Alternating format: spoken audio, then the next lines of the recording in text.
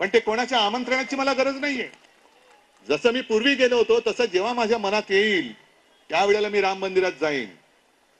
पण दर्शन घेतल्यानंतर पुन्हा प्रश्न हाच येतो की माझ्या घरामध्ये गेल्यानंतर मी माझ्या मुलाबाळांना खायला काय देऊ.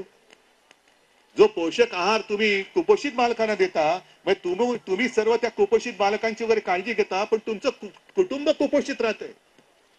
तुम्ही स्वतः कुपोषित आहात. कुपोषित म्हणजे काहीच मिळत नाहीये. कोणी लक्ष द्यायचं याच्याकडे, कोणी आवाज उठवायचा. आणि आता निमूटपणाने काम करणं सोडून द्या. तुम्ही भीक मागत नाही आहात, तुम्ही तुमच्या हक्काचं मागता आहात. आणि तुम्ही, मी परत एकदा सांगतो, नुसतं तुमची नोकरी करत नाही आहात, तर जी मोठी मोठी स्वप्न राज्यकर्ते दाखवतात, सुदृढ देश, सुदृढ महाराष्ट्र, काय बळकट हे बळकट ते बळकटीकरण तुम्ही करता आहात. जिथे आम्ही जाऊ शकत नाही तिथे तुम्ही जात आहात.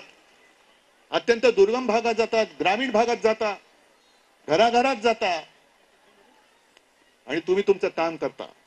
म्हणून असं अजिबात समजू नका की मागताय तुम्ही, हा कोणी तुम्हाला काही देणं म्हणजे काही उपकार करणार नाही. तुम्हाला तुमच्या हक्काचं जे आजपर्यंत मिळायला पाहिजे होतं ते मिळालं नाही, म्हणून तुम्ही रस्त्यावरती उतरलेला आहात.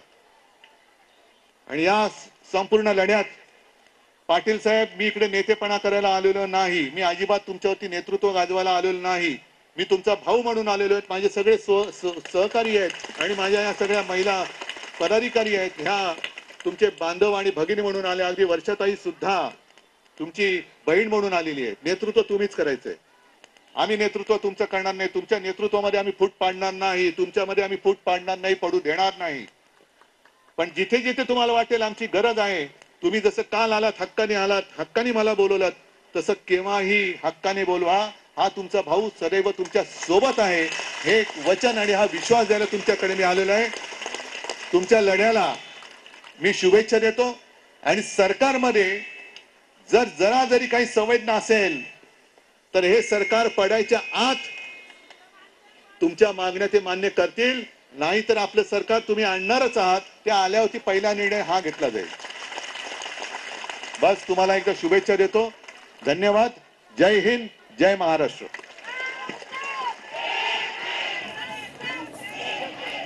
रामलल्लाच्या दर्शनासाठी मीही जाईन, निमंत्रणाची गरज नाही असं उद्धव ठाकरे यांनी म्हटलेलं आहे. तसंच अंगणवाडी सेविकांना मानधन हे मिळालंच पाहिजे. सरकारकडे जाहिरातीसाठी पैसे आहेत पण अंगणवाडी सेविकांसाठी नाही, तसा हल्लाबोल इथे उद्धव ठाकरे यांनी केला आहे. आपल्या या महामोर्चाला पाठिंबा देण्यासाठी माजी मुख्यमंत्र्यांनी यावं हे आपलं भाग्यच म्हणायला पाहिजे.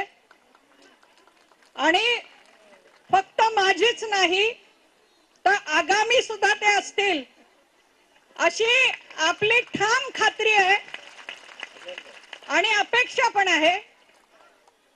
आणि त्यांच्या काळामध्ये आपल्याला जे आपल्या प्रश्नांबद्दलची एक सहानुभूतीने, आणि ठीक आहे कोरोना होता, सगळा पैसा कोरोनावर जात होता, मानधन फार वाढवणं शक्य नव्हतं, कबूल, आपल्याला मान्य आहे. परंतु जे काही मानधन होतं ते वेळेवर देणं हे सुद्धा त्या काळामध्ये फार महत्वाची गोष्ट होती. ती त्यांनी करून दाखवली.